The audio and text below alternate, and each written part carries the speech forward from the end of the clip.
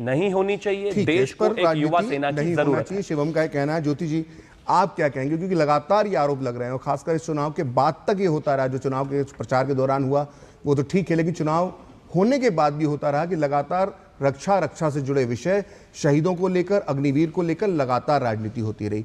क्या हम सब मिलकर ये तय नहीं कर सकते कि नहीं, कम से कम इन मुद्दों पर तो कम से कम राजनीति नहीं होना चाहिए? ज्योति जी, देखिए, ताकत वतन की उनसे है, हिम्मत वतन की उनसे है, इज्जत वतन की उनसे है जी। और इन सारे सेना के वीर जो कारगिल में शहीद हुए, उनको नमन करते हुए, श्रद्धांजलि देते हुए आपकी बात का जवाब देता हूं जी। आप जब राजनीति की बात करते हैं जी, तो आपको ये कहने की क्या क्या जरूरत पड़ जाती है कि कौन किसने क्या कहा और उनके जमाने में क्या हुआ, जब आप प्रधानमंत्री हैं। और कारगिल उस समय जब जनरल MM नरवाने जो उस समय के सेना प्रमुख रहे, वो बताते हैं कि ये एक आश्चर्यजनक बात थी हम लोगों के लिए कि जो योजना जो आई थी वो हम लोग के लिए एक आश्चर्यजनक बात थी। जब वो जनरल कह रहे हैं तो हम तो उनकी बात मानेंगे ना, कि नहीं माने?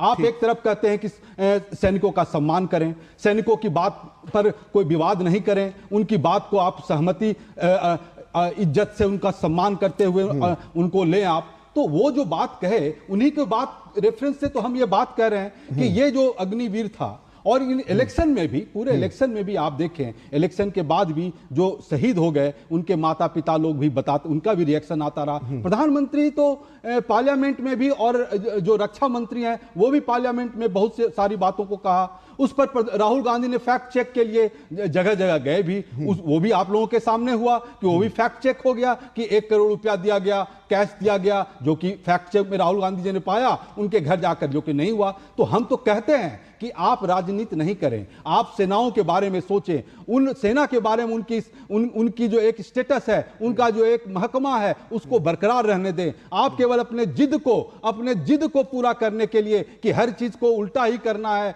झूठी बोलना है और सेना को भी नहीं छोड़ना है, तो यह दुर्भाग्यपूर्ण है। प्रधानमंत्री जी, पूरा देश आपके साथ है सुरक्षा के मामले में, 140 करोड़ जनता आपके साथ है, लेकिन आपसे करवद्ध प्रार्थना है कि आप सेना के मामले में, इन योद्धाओं के मामले में जो हमें इज्जत देता है, सम्मान देता है, हिम्मत देता है और ताकत देता है, उस पर इस तरह के झूठे जुमले बोलकर न करें। और जो जनरल MM नरवाने जो उस समय के सेना प्रमुख थे, उनको आप शर्मिंदगी न एहसास करने दे। प्रधानमंत्री जी, आप भी चीफ हैं, आप भी हमारे प्रधानमंत्री हैं, उनके भी प्रधानमंत्री हैं। देखिए ज्योति जी, आपने बार बार जनरल नरवाने का नाम लिया और आपने कहा कि नरवाने साहब ने जो बोला